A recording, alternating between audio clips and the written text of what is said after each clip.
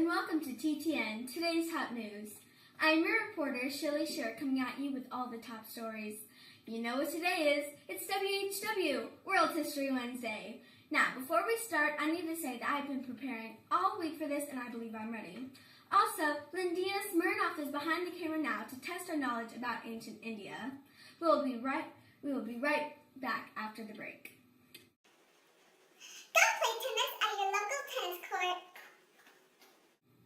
And we are back with World History Wednesday. Lindina, are you ready with the questions? I am ready. Let's go.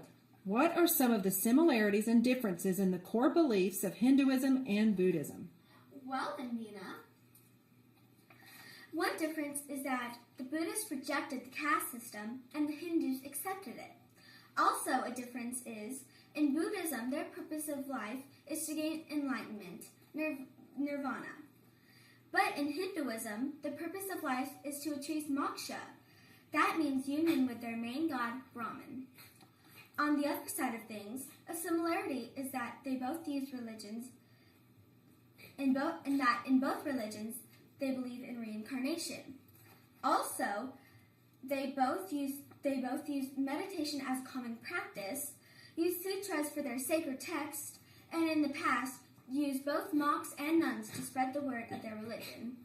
Wow, Shirley, I'm impressed. You did study. All right, next question. What caused the shift from Hinduism to Buddhism? Well, I'm going to name the main things. Number one, the caste system, which the Hindus allowed and accepted, but the people didn't think that the caste system was fair.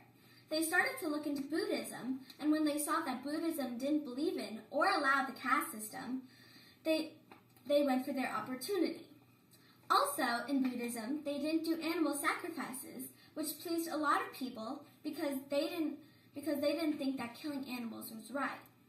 But of course, they didn't want to spread too far from their religion, and that's another reason why they could switch, because Buddhism still had similar beliefs as Hinduism. For example, they both believed in reincarnation, karma, and both lived athletic lifestyles. Yes, you are right. Now ready for the next question? Yes, ma'am. All righty then. How did the Mauryan and the Gupta empires lead to the spread of Hinduism and Buddhism? Well, I'll answer that when we come back from the break. Go to New York, your vacation destination. And we're back to World History Wednesday. Now, Miss Lindina, are we ready? How about you restate the question for us? Okay, here we go. How did the Mauryan and the Gupta empires lead to the spread of Hinduism and Buddhism?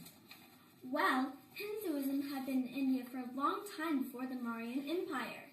Hindu priests spoke Sanskrit before they conducted sacrifices. Not many Indian people spoke Sanskrit at this time. This caused a divide between the priests and the people. The people felt distance from the gods. As a result, many people turned to Buddhism. Then, King Asoka of the Mauryan Empire converted to Buddhism. Asoka then made an example for other people by building structures like hospitals, temples, and pillars that state Buddhism rule.